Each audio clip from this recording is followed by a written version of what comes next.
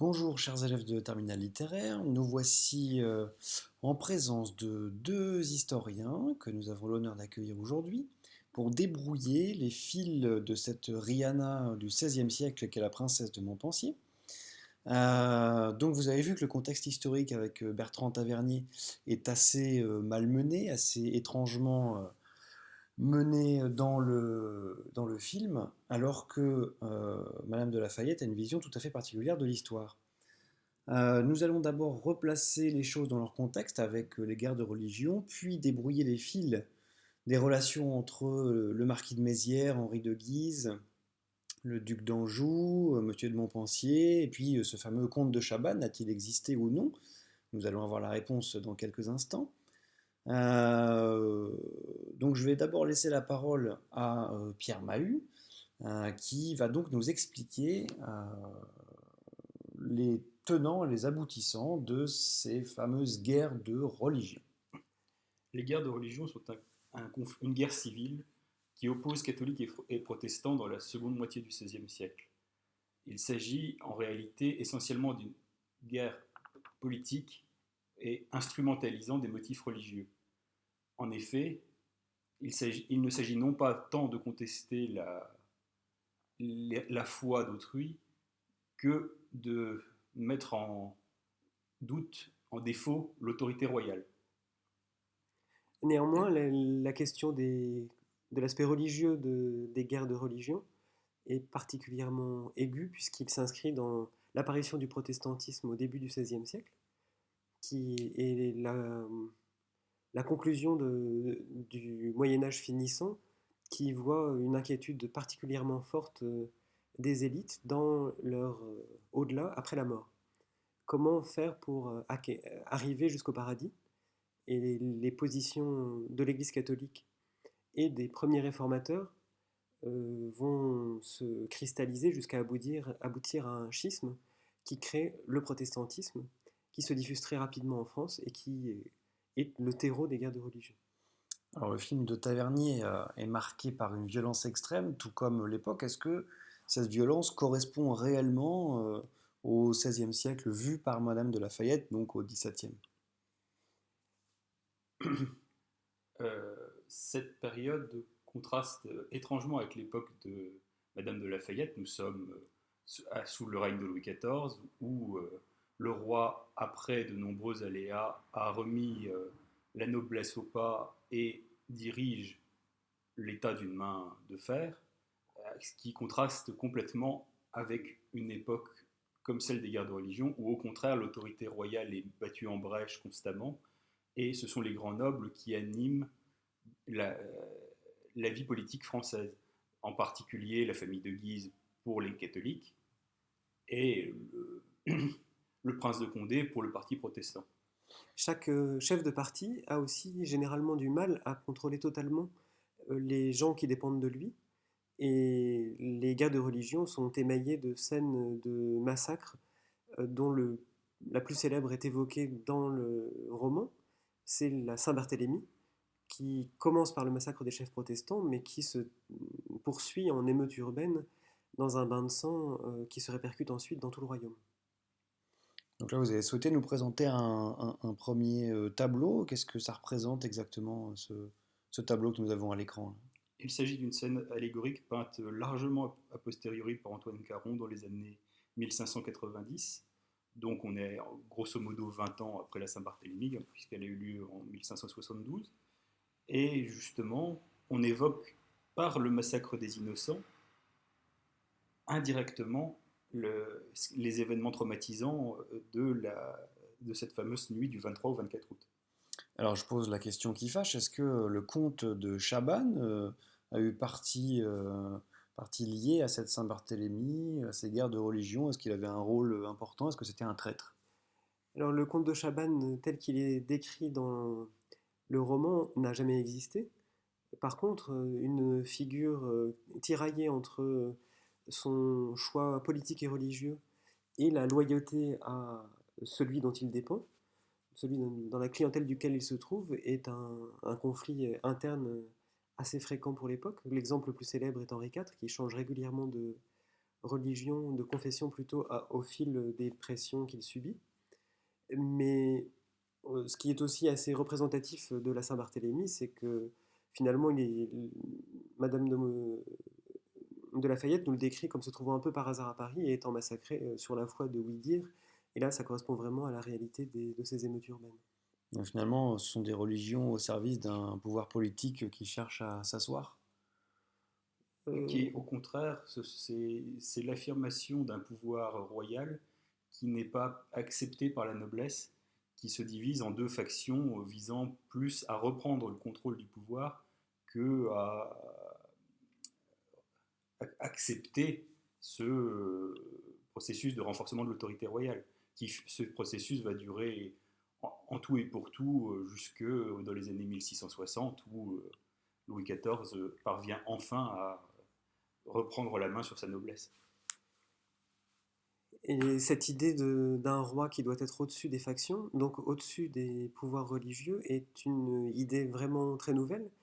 La France est l'un des seuls États européens à avoir tenté la mise en place d'un pouvoir qu'on ne peut pas qualifier de laïque, c'est beaucoup trop tôt, mais qui tolère, alors au sens qu'on donne à l'époque, hein, c'est je tolère quelque chose qui me déplaît, ça n'est pas la tolérance au sens où on l'entend aujourd'hui euh, comme quelque chose de très positif, c'est vraiment le sens le plus réduit de la tolérance, mais c'est quand même dans les événements dramatiques des guerres de religion qui aboutissent à l'édit de Nantes qu'on invente une forme d'État plus éloigné de la religion et qui tolère des pratiques confessionnelles minoritaires.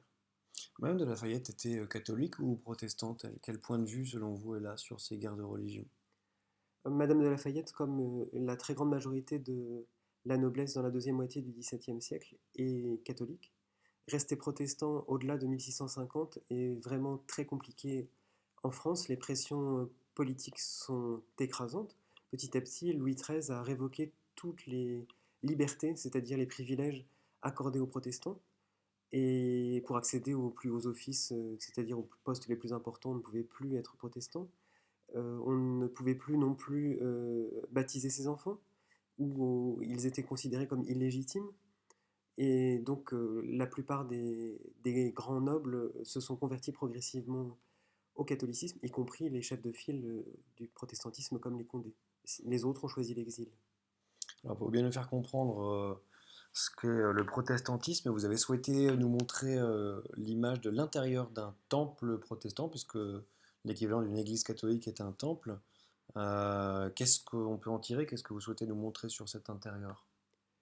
Alors ce temple protestant est le seul dont on connaît l'intérieur pour le XVIe siècle. Il s'agit du temple principal de Lyon, le temple du paradis.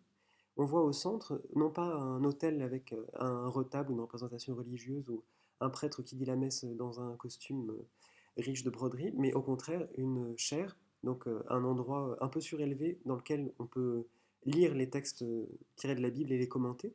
On voit aussi le pasteur tout habillé de noir, donc un refus complet des couleurs ou de l'ostentation, et une absence d'image. Il n'y a pas de représentation de saint, il n'y a pas de représentation de la Vierge, de représentation même d'un crucifix ou d'une croix. On refuse complètement toute représentation qui est associée à une forme d'adoration des images, d'idolâtrie si on veut. On est là dans un des mouvements du christianisme que le christianisme a connu depuis les origines. On voit aussi que tous peuvent participer de très près au culte. On n'a pas de barrière entre les fidèles et le pasteur, contrairement à l'Église catholique. Par contre, toute hiérarchie sociale n'est pas abolie et on a des bancs qui sont réservés aux plus fortunés, ceux qui financent en fait le temple et qui sont les piliers de la communauté protestante. Comme tous les temples français, ce temple a été détruit au cours du XVIIe siècle lorsque les privilèges des protestants ont été révoqués. Alors maintenant que nous avons défini cette époque pleine de bruit et de fureur, euh, il faudrait y placer les acteurs principaux que Madame de Lafayette met en scène dans son roman. Donc d'abord, est-ce que vous pourriez nous dire finalement d'où vient cette Marie de Mézières, la princesse de Montpensier? Elle est de quelle extraction? Alors, Marie de Mézières est issue d'une noblesse assez prestigieuse. Elle descend d'un bâtard d'un duc d'Anjou. Euh, L'Anjou est une des terres étroitement liées à la famille royale depuis le XIIIe siècle, donc ça fait partie des ascendances les plus prestigieuses, mais entachées par la bâtardise, qui, pendant tout l'Ancien Régime et jusqu'au XIXe siècle, est une marque d'infamie très persistante. Donc c'est à la fois une origine prestigieuse et en même temps une origine un peu infamante. Tout cela est compensé par sa très grande richesse, et c'est ce que nous dit Madame de Lafayette au début du roman, quand elle parle de son héritage considérable. Elle entend à la fois le prestige de sa famille, mais aussi l'aspect financier de son héritage.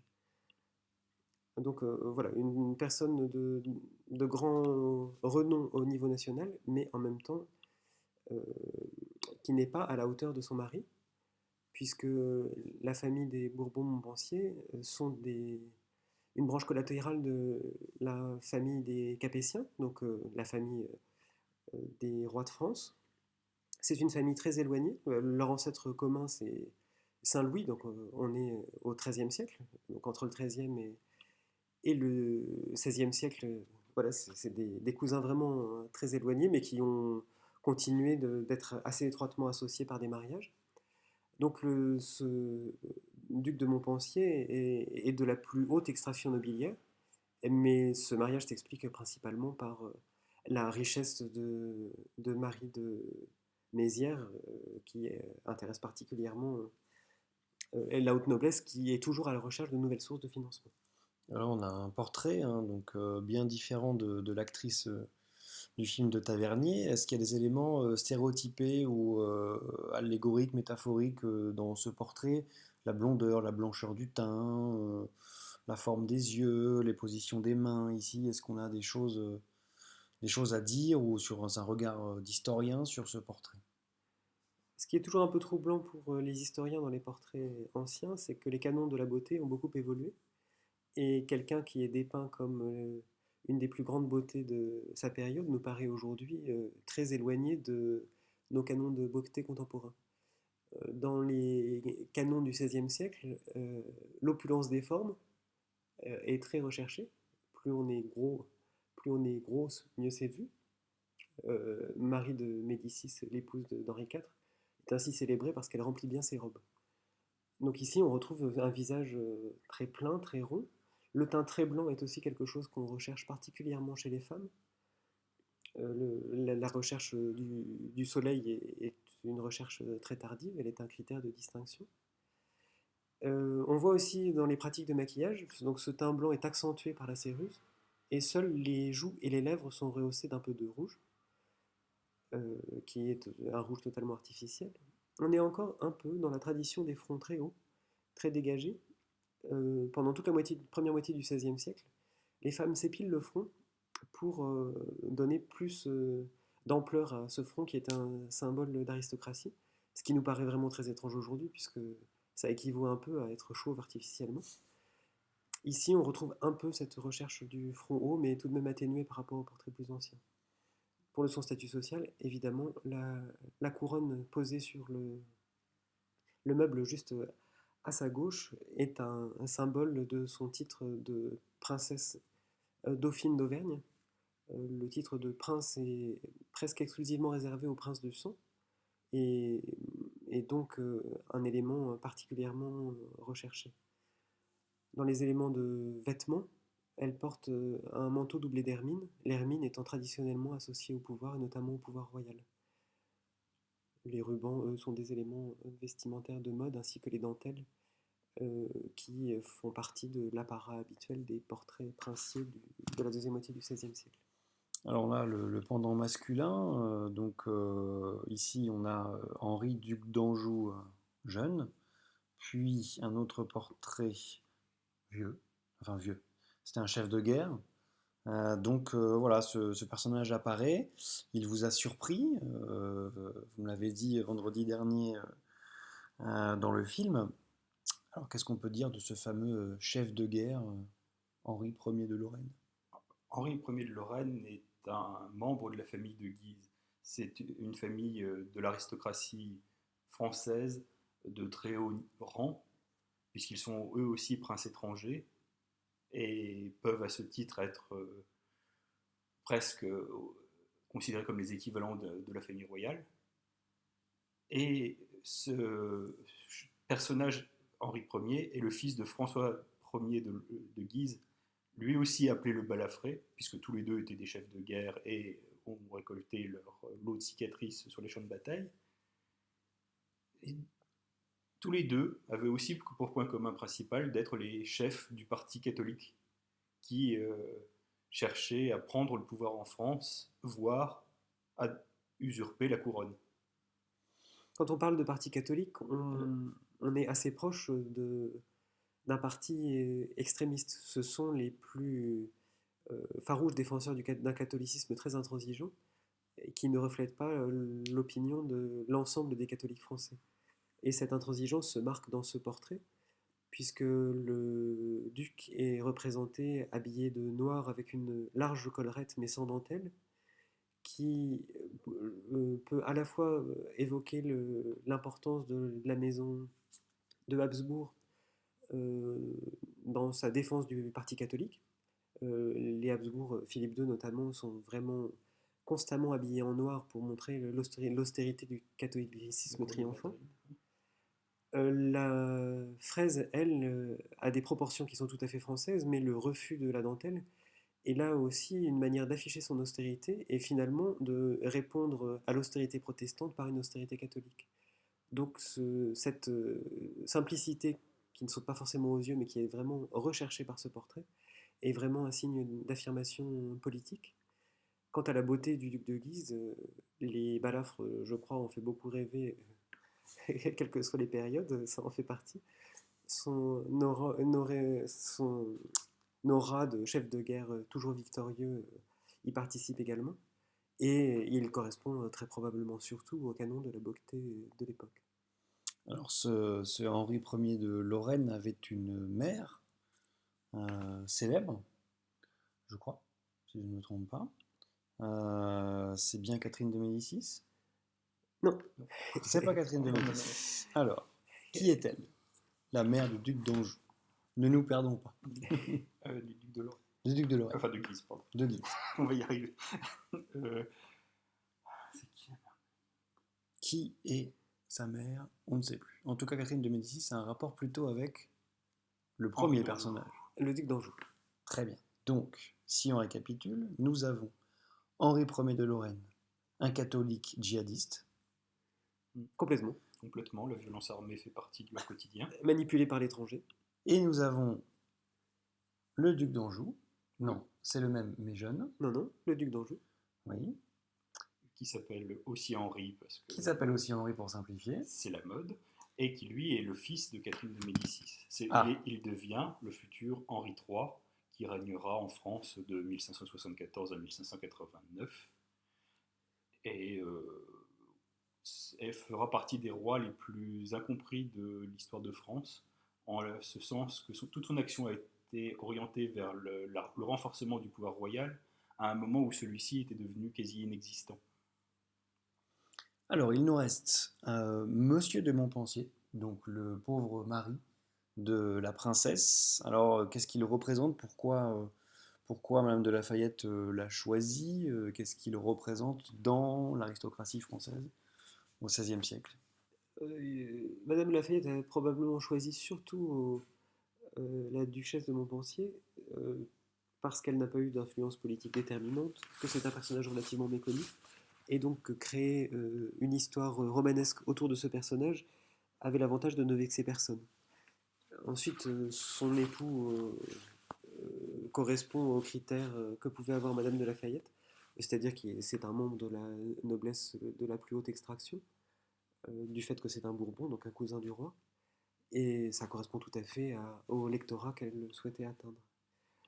Et pour revenir à Henri III, par rapport à ce refus du faste dont on a parlé pour les Guises, Henri III, au contraire, construit l'imaginaire de son pouvoir autour d'une mise en valeur du pouvoir royal par des fastes inspirés de l'Italie, qu'on peut estimer liés au lien de sa mère Catherine de Médicis avec l'Italie, mais aussi parce que Henri III est un des rares souverains français à avoir voyagé à l'étranger. Il a été brièvement roi de Pologne, un trône sur lequel on était élu à l'époque. Il a aussi voyagé à Venise. Donc il avait une réelle culture des autres cours européennes. Et donc il choisit une mise en valeur de son pouvoir très démonstrative qui est très mal comprise puisqu'elle crée une distance entre lui et les grands. Et cette incompréhension s'est traduite par les sentences des chroniqueurs qui en font un efféminé trop poudré, qui porte des boucles d'oreilles, qui danse trop, qui n'est pas un bon chef de guerre, ce qui est une image totalement déformée par rapport à la réalité du personnage. Si on a pu déformer son image à ce point, c'est surtout parce qu'il a perdu, il a fini assassiné. Louis XIV, qui tentera exactement la même chose et qui réussit, est vu comme un des plus grands monarques français qui donne le ton à la cour. Donc là, on a une scène de la vie de cour avec le mariage, je crois que c'est un mariage, c'est ça? Donc une mise en scène du pouvoir royal qu'on pourrait peut-être mettre en rapport avec la scène du bal masqué dans le roman de Madame de Lafayette. Alors comment ici, qui sont ces personnages? Je vois qu'on a ici un dé sous lequel est assis visiblement quelqu'un d'important. Donc les bals à la cour font partie des moments très forts des représentations politiques. Il ne s'agit pas d'un simple divertissement comme on peut imaginer aujourd'hui euh, un rassemblement où on danse et on boit trop. Il s'agit vraiment d'une manière de mettre en scène le pouvoir. Le roi ici assiste au bal mais n'y participe pas. Il est séparé physiquement du reste de l'assistance par le dé, ce dé rouge et or, sur lesquels on voit les armes de France. Donc c'est tout en haut. On voit trois fleurs de lys dorées sur un fond bleu. Il est accompagné par sa mère, Catherine de Médicis, et probablement sa femme, Louise de Mauvais-Audémont, ainsi que des grands derrière eux. Donc ils incarnent véritablement le pouvoir. Et le personnage qui se marie, le duc de Joyeuse, épouse une sœur de Louise de Vaudémont, donc la belle-sœur du roi. Ils sont représentés au centre, c'est eux qui sont destinés à danser, avant que l'ensemble de l'assistance puisse y participer. C'est un noble de petite noblesse, donc de peu d'influence, jusqu'à ce que Henri III décide d'en faire un de ses principaux conseillers. C'est ce qu'on appelle un migneux. Et l'importance de ce bal au sein du mariage permet de montrer la concorde rétablie entre tous les chefs des différentes factions qui vont danser ensemble. Et cette danse est donc un symbole de l'harmonie retrouvée.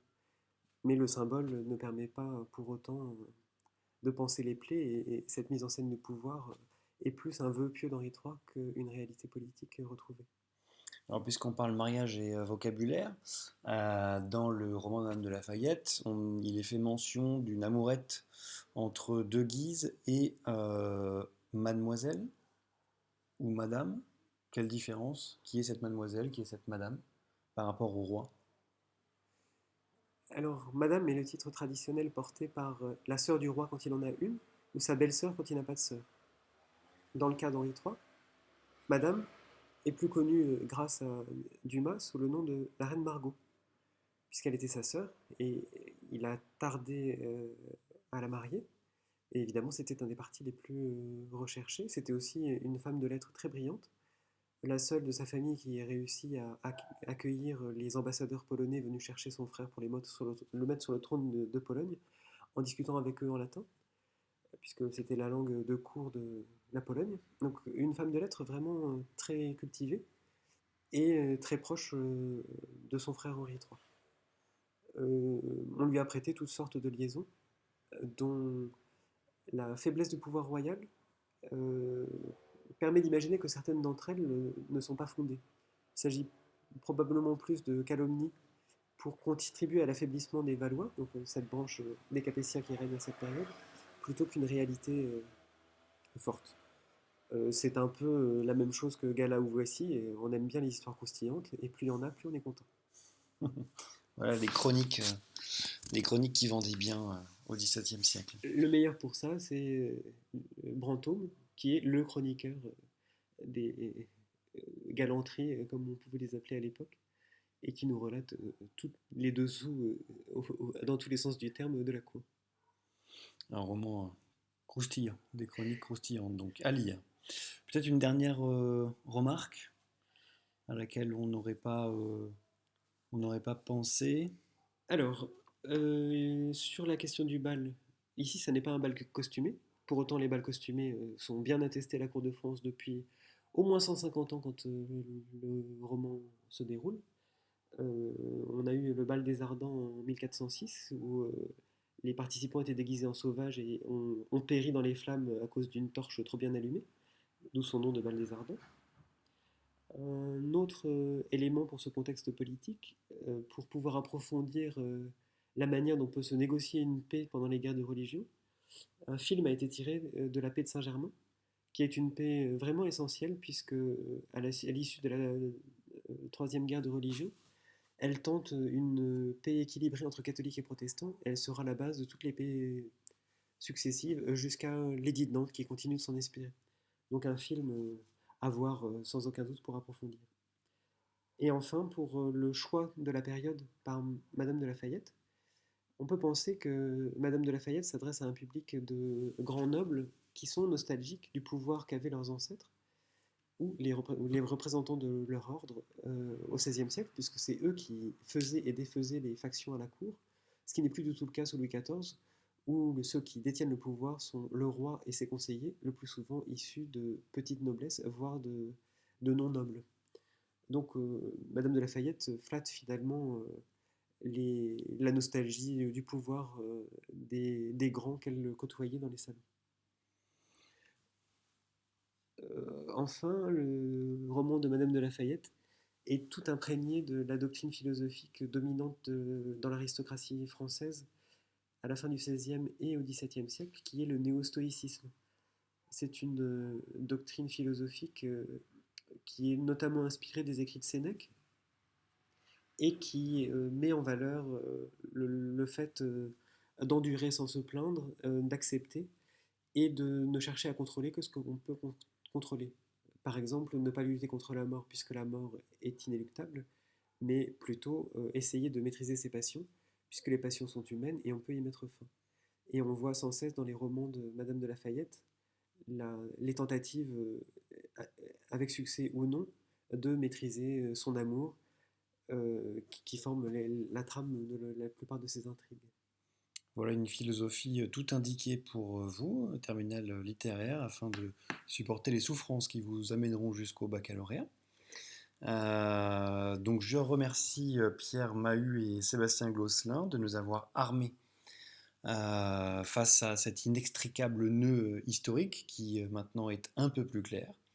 Donc je vous invite à aller consulter les références qui ont été indiquées dans cette vidéo. Et on se retrouve vendredi prochain pour en discuter, pour faire un débriefing en bon latin.